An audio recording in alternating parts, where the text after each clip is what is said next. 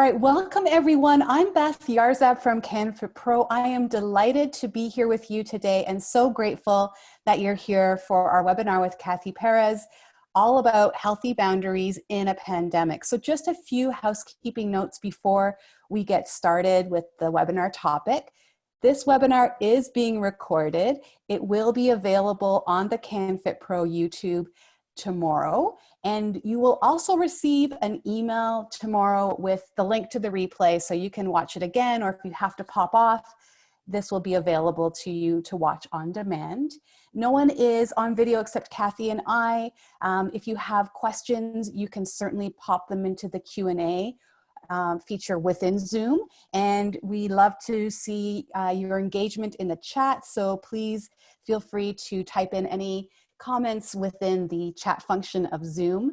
Now, it is my great pleasure to introduce Cathy Perez. She is an amazing certified wellness coach, Konmari consultant, and she is here to help us through our mental wellness series at canfitpro really understand how to set realistic personal and professional boundaries. So with that, I will pass it over to Cathy. Thank you so much, Beth, and Camilla's in the background there. So thank you to the audience, and thank you to canfitpro. I definitely am very honored, and I am just so grateful for this opportunity. By the way, my AC just kicked on, so if you're hearing background noise, it's the AC. Again, it's about 40, it's going to be about 40 degrees Celsius today where I'm at, so I apologize. But with that said, again, Cathy Perez, Certified Wellness Coach and Certified Konmari Consultant. And I'll actually be talking about that last certification towards the end here. So this will probably be fast and furious. I'm quite direct and I get to the point, but if necessary and there's questions in between, Beth is going to be the one to go ahead and let me know that. So I appreciate that. Okay, so our agenda is healthy boundaries in a pandemic.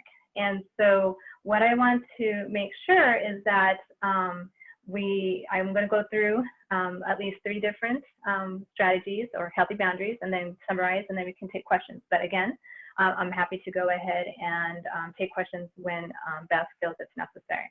Alrighty, so exactly, thank you so much for flipping that over. So traumatic situations. Okay, so we are in Mental Health Awareness Month, and this is quite relevant right now, very relevant. And we're all in the health and fitness wellness industry, so we are already aware, I hope, that we are in a traumatic situation. And it's different from other traumatic situations. I'll give an example. Let's say, unfortunately, you were to, break a limb of some sort. Well, you have that traumatic situation, and then you get it fixed, and then you go through rehab and so forth. You might have some residual mental effects from that, right? But it had to start and it had to end. Well, we have been in this, oh wow, since when I was on the webinar yesterday with the wonderful doctors.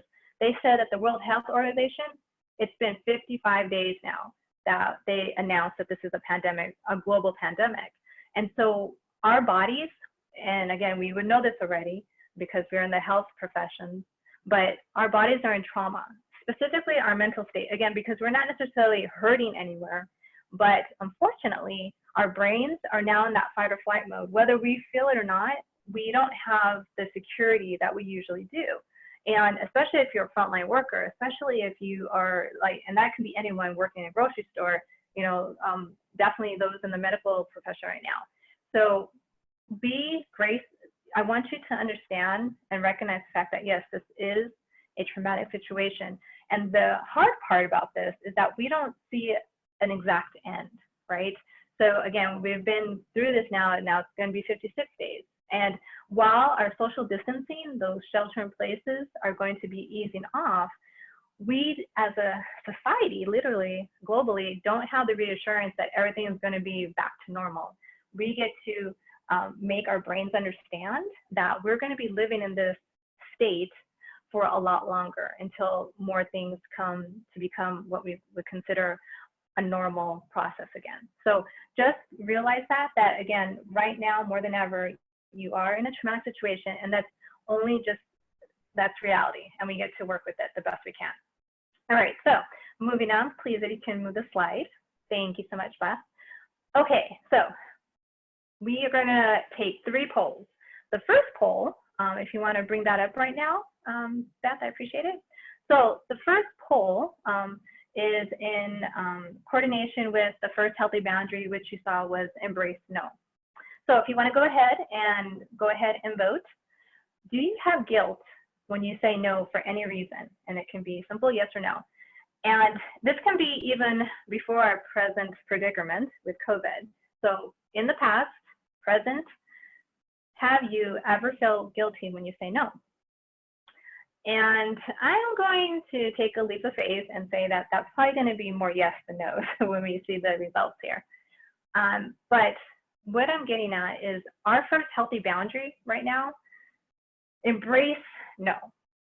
So Lisa Nichols, I'm not sure if anyone is familiar with her, but she has the company Motivating the Masses, and she has wonderful personal development content, and she puts on events. She's well known globally. Well, she's always constantly quoting her grandmother, and I love what the grandmother always says. Her quote, her famous quote is, "No is a complete sentence." And I'm going to go ahead. If you want to flip back, I don't know if you can, but if you want to flip back to the notes there. No is a complete, oh wow, see, I was right. I'm looking up the reason. So yeah, 75% so far said yes, you feel guilty. I was not doubting that for a minute. Actually, I thought it was going to be over 85%. But so no is a complete sentence. And what does that mean? So I would like to think that as health professionals, all of us already at least have an understanding that no is important. However, we as little babies are told from our infancy, no, more often than yes, correct? And this is in Psychology 101. Because we hear no so often, it becomes a negative in us. Our subconscious thinks, okay, no means negative. But no is a simple neutral word, right? And right now during the pandemic, I would hope that you're actually saying no more. So before the pandemic, you were probably saying yes a lot more because there was more to do for one, right? But more importantly, you felt, okay, I have somewhat of an obligation to people, so I'm going to say yes. And whenever your insides, whether that's your tummy with the butterflies, whether it's that little prickly feeling you feel in the back of your neck, when you say yes, even with that hesitation, that's when you actually should have said no. So right now, in this situation that we're in, I want you to embrace no. No is not a wrong answer. It never has been. So I would imagine that all of us look for clients, right? So we are prospecting clients. So we get no all the time. And I don't think on a personal level, we feel so bad. We might feel a little, you know, okay, yeah, that person said no, but you understand you're going to a yes. So no is not a wrong answer. It's just that unfortunately, because of how we were raised, and again, we were told no for our safety, but it turned into somewhere along the way as we grew as a negative. And really, no is just no. It is a complete sentence. If you want to be nice, say no, thank you, right? But ultimately, right now in our world, no is important. I would actually tell you that no is even more important than yes. So when you're telling someone no right now, and it can be for any reason, even to your family, to your close friends, when you say no, you're saying yes to yourself and to the ones that you need to take care of immediately. So I wasn't surprised about that, about the poll. In fact, I knew that was going to happen.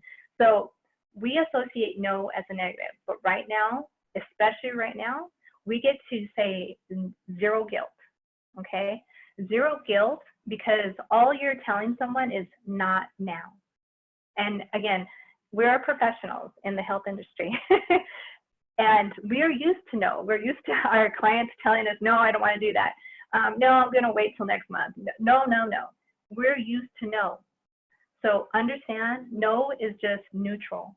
It's our own perception that we put to it. And go ahead, Beth.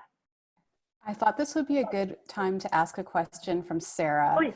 because Yes. it's referring to the situation with no and creating boundaries. So she has a client and she trains them, and this client is not going, not openly socially, they're not social distancing. So they are working with a different trainer right now, not Sarah, who is accepting clients and working with them one-on-one against the physical distancing restrictions. So this client wants to come back to Sarah once restrictions are lifted, but she doesn't feel comfortable taking him back due to his attitude regarding social distancing and how he just kind of didn't didn't take it seriously. So how can she carefully bring this up with him next time it comes up?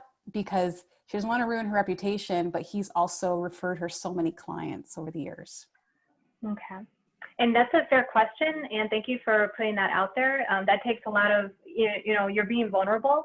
So that just means that you, one, care about your client, but you're also taking into the fact that you're a professional and you don't want to diminish your reputation. So that's admirable. And my personal opinion, and this is my personal opinion, so that person, obviously they find you valuable, and that's wonderful. And I believe your name is Sarah. I'm sorry if I got that wrong. But my personal opinion would be, you know what?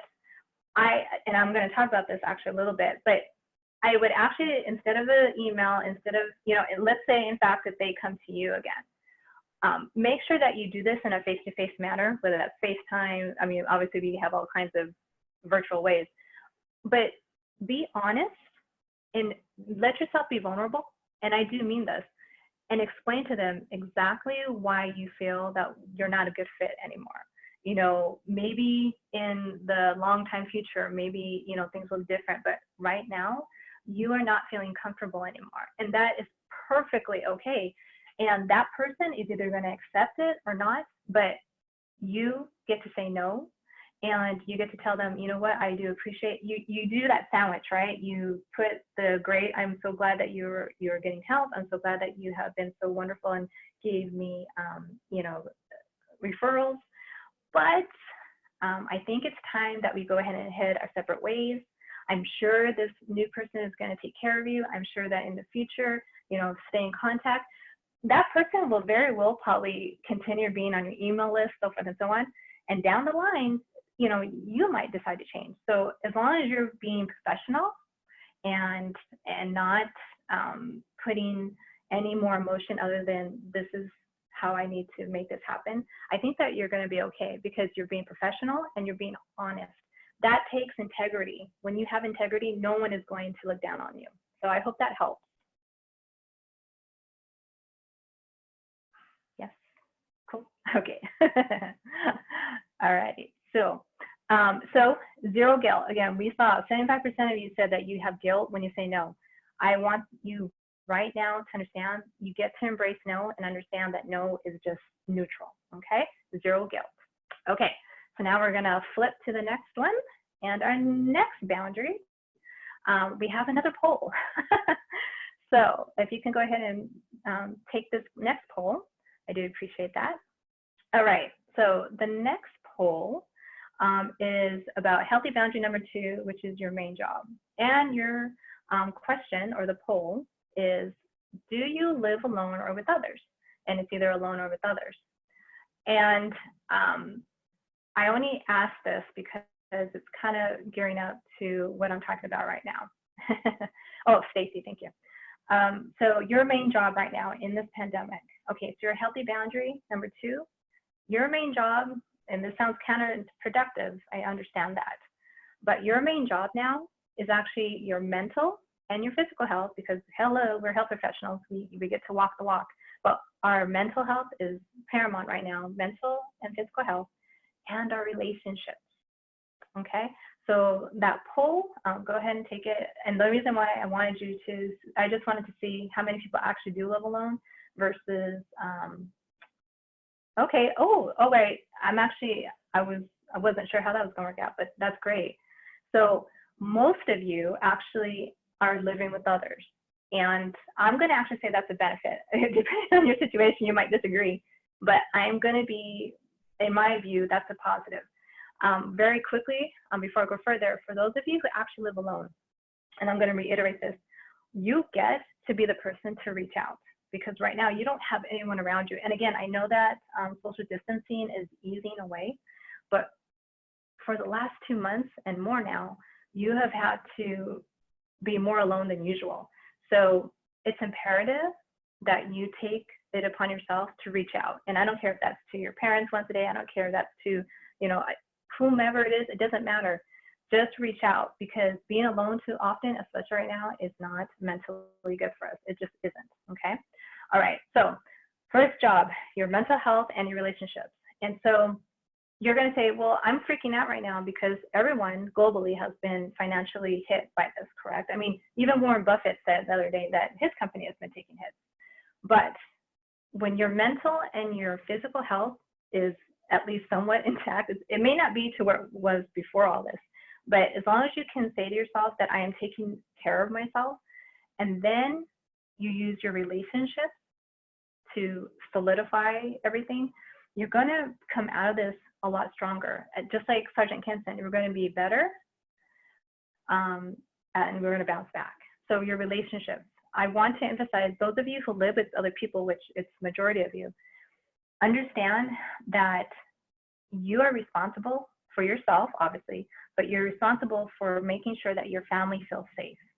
And it's double duty, but it's doable. So just understand that that's why your second job, which is the next part there, is your career and responsibilities in your career. So what I mean by this, yes, all of us are hit financially right now, and we're gonna see the effects of this later, right? But understand that expectations are different. And it's not to say that expectations are being lowered. You are a professional, you are excellent at what you do, and you have the trust and the integrity. You have your clientele, you've earned their trust. But right now, expectations are just different. They're not lowered, they're not less, they're just different. So your second job is your career. Yes, you might actually have to be diverting quite a bit, pivoting, just to make ends meet, but I know you have the resilience, and I know that you have the positivity to move on. More important right now is that you keep your stability mentally so that you can help your relationships. And those relationships, they might actually include your clients, but in a different way. Instead of, and this was a perfect example yesterday in the resilience talk, yesterday in the webinar, they said, change your priorities and how you speak. So instead of asking and reaching out to your clientele and just saying, hey, how are you doing? Be more specific and say, how do you feel? That is huge. How do you feel? Instead of asking them, hey, are you gonna get that work that down? Hey, how's your nutrition? Actually ask them, what are you feeling? Because guess what? They're probably gonna open up to you, and you haven't done anything other than just ask them how they're feeling. They're gonna remember that once this is all gone. They're gonna remember how you made them feel. And that might even mean more loyalty later. But again, your career responsibilities, I totally understand. You are working under a different pressure right now, but you will bounce back. And as long as you have your health and your relationships in order, your career actually may be even better than before. I totally believe that. I truly believe that. You will do better. Okay, so again, expectations. I wanted to give an example.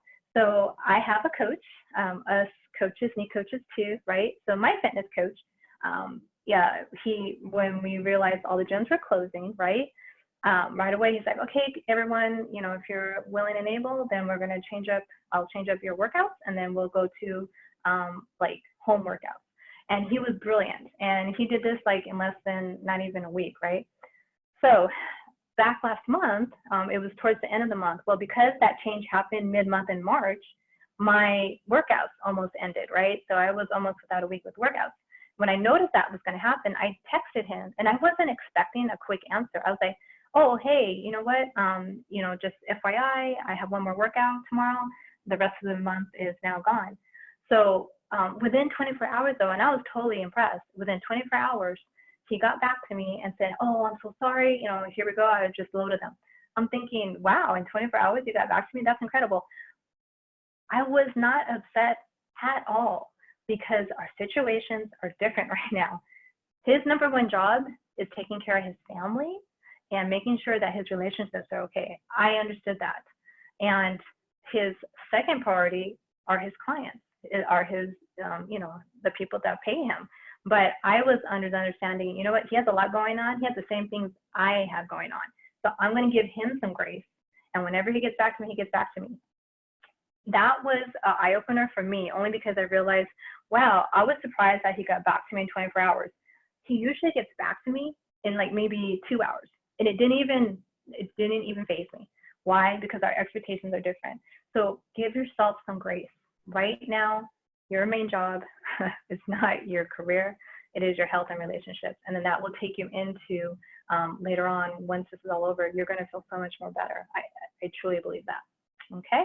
So again, the majority of you all live with someone. So that means that at least you're and this is going to lead actually to the next poll, but right now, your mental health is a little bit more stable because you have that physical connection. So be blessed and understand that that's very important. Okay.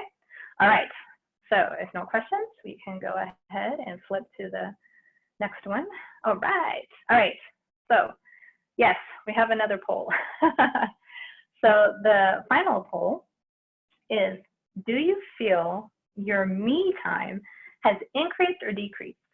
Okay, so do you feel your me time has increased or decreased? And I don't know what to think about this one, because I'm kind of thinking it's going to be higher, but I don't know for sure. Okay, so healthy boundary number 3, me time is not equal to family time. And that was one of the questions previously asked. So we as health professionals, we all understand the whole idea of me time. We want our clients to think about self-care, self-care, self-care, right? I mean, that is our living. That is how we help people, get them into self-care. So as health professionals, we already understand, oh, breathwork is great. Me time is important. Well, 83% of you said in the last poll that you actually live with some people. Okay. So what that's telling me is that right now, maybe your me time is getting blurred quite often with your family time. And you know what? I think that's a blessing. But what I'm here to tell you is that you get to understand, and as a health professional, you already know this. So everything I'm telling you is not necessarily new, but it's something that you want to be more aware of. Me time is strictly for you. Okay. Oh, okay. Wonderful. 70% have said that their me time has increased. Great. Okay. So with that said, if you have more me time, I want you to use it wisely. So time alone is quite important. All right. So we already tell our own clients, hey, I want you to, get your meditation in. I want you to get your walk in, whatever it is. You get to now walk that walk. I want you to understand that you do need time alone. And again, as a health professional, I'm not telling you anything you don't know. But because right now you are with people 24/7, whether you want to or not, you get to now figure out, okay, if I'm going on that wonderful daily walk with my family during the evening, well, guess what? I'm still going to take my morning walk, or I'm still going to get in my, let's say, morning jog, whatever it is. You're still going to get that done. And heck, because you have that extra time, actually, you might have more time for more me things that you never really thought you had time for before. So maybe in the morning you get your morning run in, and then later on you're going to be with your family for dinner and then the walk. But how about during the day, when you've gotten done with whatever career responsibilities you have, maybe then you decide, oh, you know what? I'm going to take up a new me activity. Or maybe you're going to indulge. However that looks, I think that that's wonderful. You have the time, make it useful and make it productive. And I don't mean productive in, oh, okay, I have to be doing something that's going to change my bottom line for career. No, something that's going to elevate your vibration to make you feel better. Again, if you have more free time and you're not necessarily in this financial insecurity, then take the time to do something that's going to bring up your vibration. So try maybe a new me activity, whatever that might look like. I just put in my blog the other day, why not learn a new language and then go to that country when we're able to, right? Or, read a book once a week, include me time that you otherwise never thought of. And as a bonus, I actually have a great project that can be considered me time, even as we ease out of this. So next month on June 4th, I will be graciously speaking again. And this time it's going to be on how to implement the Konmari Method of Organizing. So I told you earlier that I'm a Certified Konmari Consultant.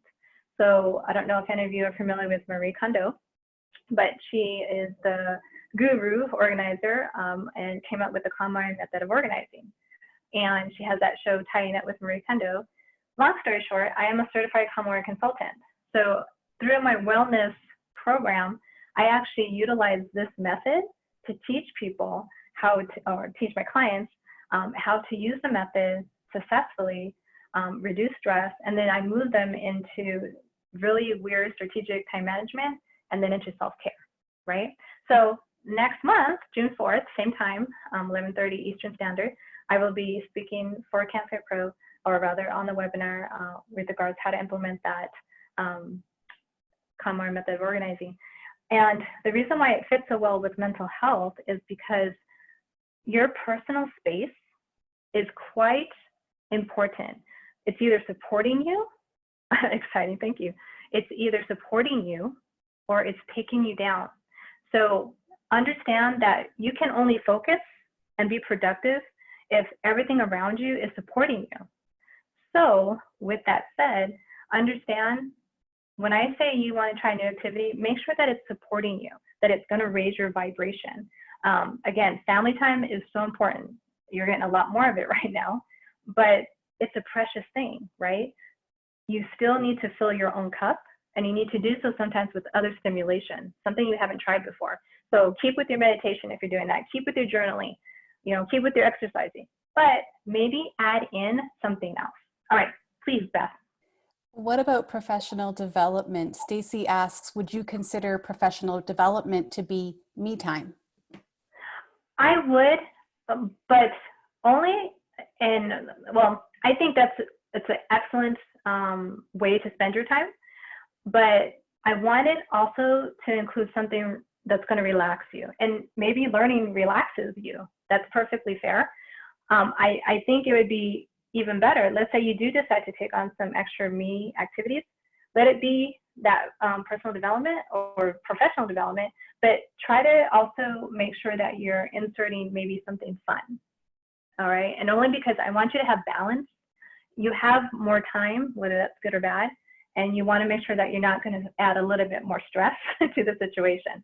Understand that as long as you're enjoying it, if it brings you joy, then that's great. But I don't want you to get overly concentrated on something that's very taxing, if that makes sense. Professionally, you want to make it fun, but just make sure you're not overdoing it. Like, don't take 3 different self or professional courses at once.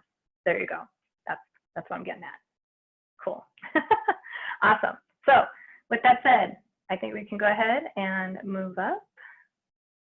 All righty. So we are almost at the end here. So healthy boundaries in a pandemic. Here is our summary. So I want you to embrace no. And I think it's really important that you understand there can't be guilt involved. All right. And there's only guilt because we were brought up to think that no is negative, but no is not negative. And you get to embrace that right now, because saying no, once again, to others in any other situation, it's going to give you the yes that you need. And that will give you the more me time. So your main job as well is your mental and physical health, but as well as your relationships. So your main job is, I would probably say, hopefully going to follow you through all this into the future. And I hope that you understand that that's what's going to give you, I don't really want to say balance is possible, but you're going to be able to handle any fluctuations when it comes to professional and your personal life because of that, okay? And then the final one, me time isn't family time. So you get to make sure that you're taking the me time, and that can be in 10-minute increments, right? You can literally have me time spurt throughout the day, but you're still making sure you're taking care of your loved ones, all right? So it's all about just figuring out those little increments of time that are gonna make it worthwhile. All righty, cool. So the next slide is just my thank you and ways to get a hold of me if you wish. And I want to thank everyone for their time, because I don't take time lightly. So thank you so much. Oh, ignore. Okay, sorry. Hi. Okay, that was fantastic. We can just take another question or two, but I think we're pretty much at time. I'm seeing a lot of thank yous come in. Thank you very much, Cathy. Thank you everyone from the canfitpro community for being with us today. Just a reminder that this webinar was recorded and we will post it on the canfitpro YouTube channel, and you'll receive an email tomorrow with the replay link.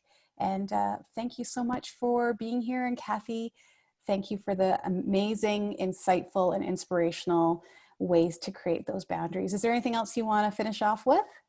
No, thank you so much for the opportunity, and I hope everyone is having a lovely day. All right. Thanks, everybody. Take care. Thank you.